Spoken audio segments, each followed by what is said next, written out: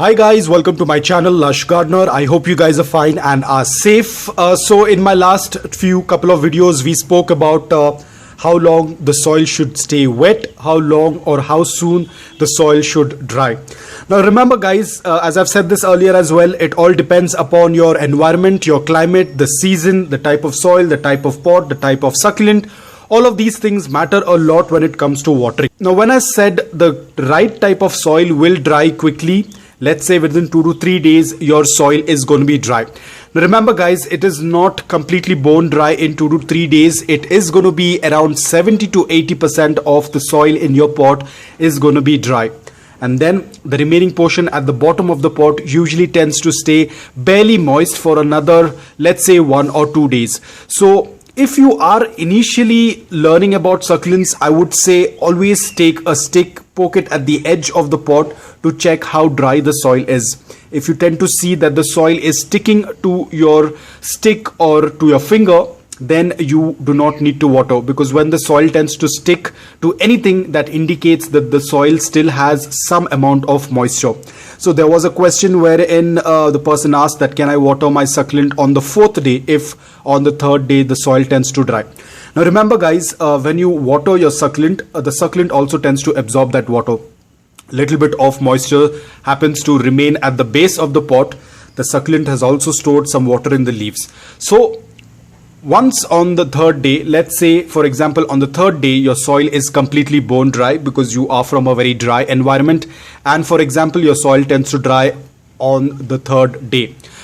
Now the moment the soil is bone dry, it's not necessary that you have to immediately take out your watering can and start watering your succulent. You can still wait for a few more days. The reason is because the succulent has stored some water in its leaves.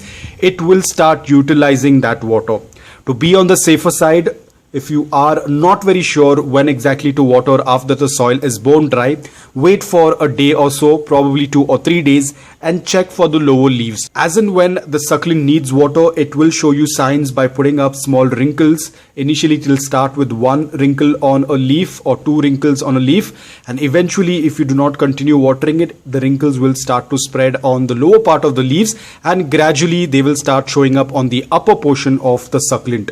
Now the moment you notice that the lower leaves are getting wrinkled, they are slightly soft, that indicates that the succulent has now started depending on its own leaves to take that water. In that case, you can start watering your succulent pot again. Do a complete watering until the water starts passing off from the drain hole, and once that's done, again you have to wait for that same process. Now initially it's going to be a little tricky to understand this, because even I initially used to take a stick and poke it into the soil to check if the soil is still moist or not. But then over the period of time you do not need a stick, because you tend to get that experience, you tend to get the hang of watering your succulents, and then you no longer need the stick to check if there is moisture or not. You also have those moisture I'm not very sure what they're called as. You have those moisture meters which you get online. You can even try them. They also tend to work out really well. If you do not want to use a stick, you can also use the moisture meter, which is readily available on Amazon or any of the gardening sites, or probably in your garden center. You can check with them. So you can work out with that as well. These all things are good initially because you are still learning, but once you get an experience, trust me, all of these things won't matter. You will exactly know when to water and when not to water. So this all things come as per experience. But right now, because we are still learning, we are in the early phase of keeping succulents. So it's always better to do a little bit of experiments here and there to check what works out really well. So that was all about this video. I hope that this video was helpful to you. If it was, please hit the like button, and if you're new to my channel, please consider subscribing to it. Until then, take care, stay safe, and keep propagating.